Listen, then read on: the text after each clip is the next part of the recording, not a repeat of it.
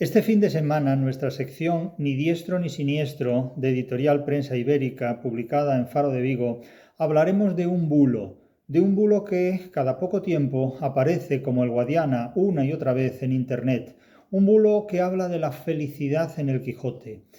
Se difunde con frecuencia un fragmento, cada poco tiempo, un fragmento atribuido a Cervantes y puesto en boca de Don Quijote, en el que se habla de la felicidad, de lujo, de una serie de características, como si Cervantes se hubiera ocupado de ellos en los términos en los que se aduce en esa cita. Nada de esto tiene que ver con la realidad. Con frecuencia mucha gente utiliza la literatura como una forma de prostitución del conocimiento y esto es algo intolerable completamente.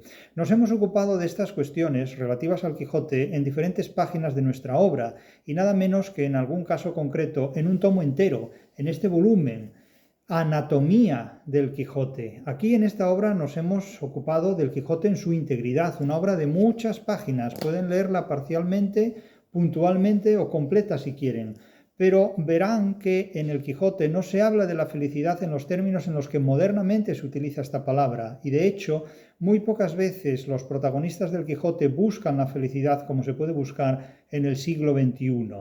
La felicidad desde la edad contemporánea es una invención anglosajona con la que se trata de esclavizar emocionalmente al ser humano para reducirlo a algo que ni es consciente de lo que piensa ni puede explicar lo que siente.